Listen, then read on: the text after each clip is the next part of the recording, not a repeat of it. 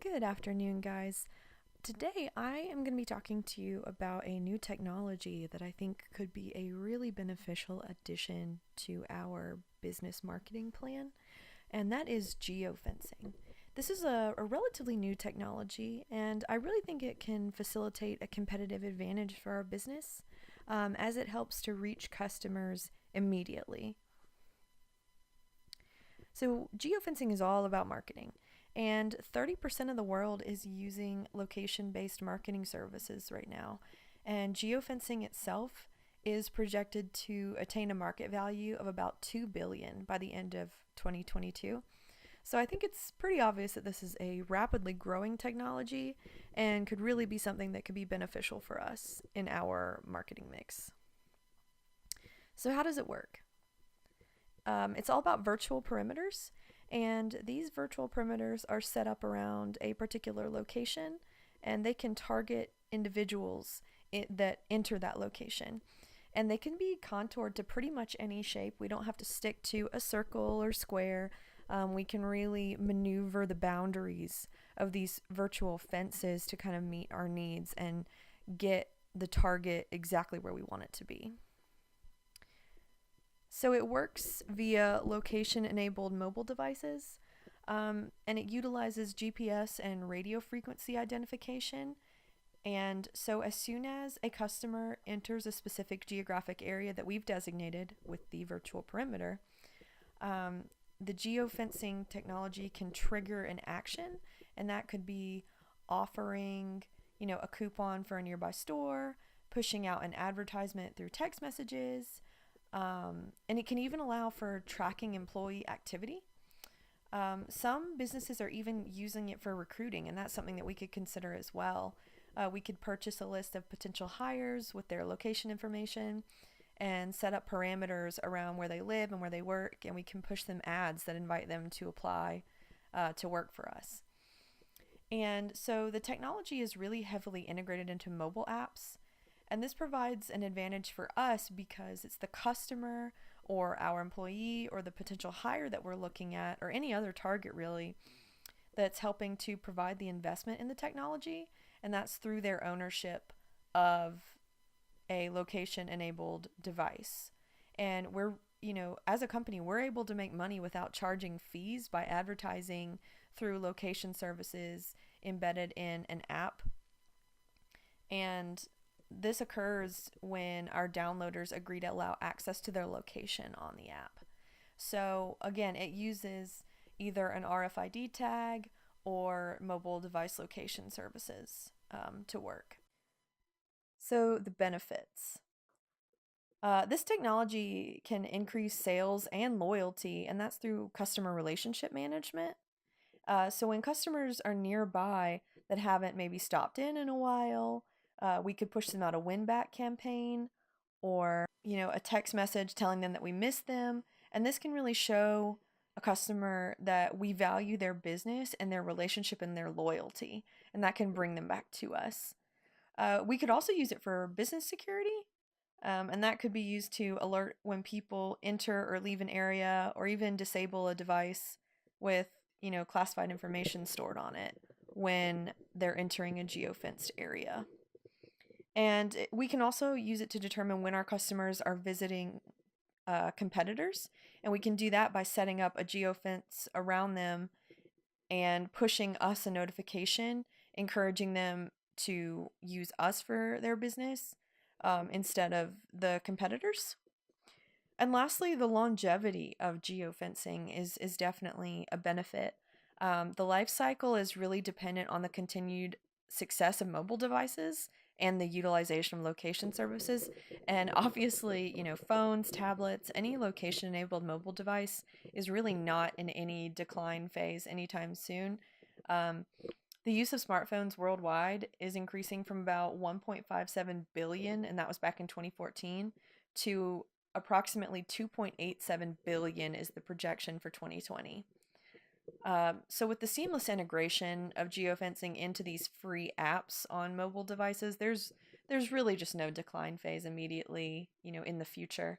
As long as location service technology continues to improve and becomes more accurate, the use cases for geofencing are only going to expand. So, of course, it's not without limitations. Um, it's really dependent on the population that surrounds it for being receptive. So, it is potentially limited to areas that are more urban, and the population is going to be bigger there, and the network connectivity is also going to be greater.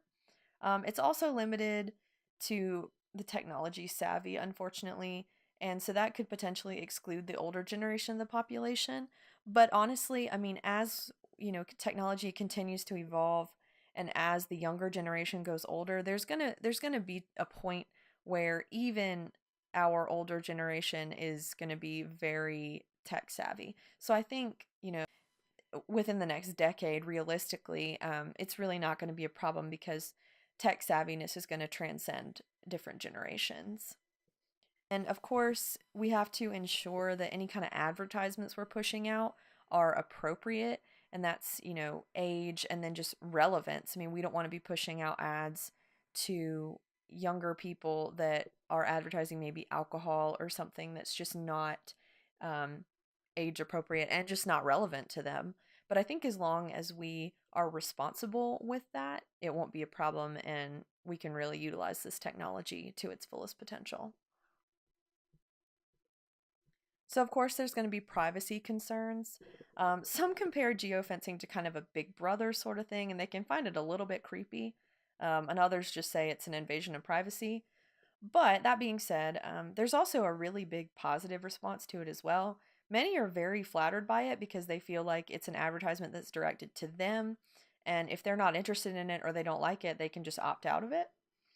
And it's really becoming pretty widely accepted that everything that people do today is tracked and monitored. I mean, there's internet cookies, targeted advertising, like VDP or pearls. And this has really reduced people's concerns about location based advertising because they're really used to it at this point, and it's something that they're exposed to pretty much every day. So, how can we integrate this into our workflow? Of course, it's mostly utilized for marketing.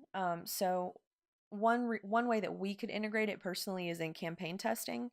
Um, we could determine if certain graphic advertisements that we're developing and producing are more effective than others at attracting potential customers. And we can relay this information back to our marketing team and tell designers what's effective and vice versa.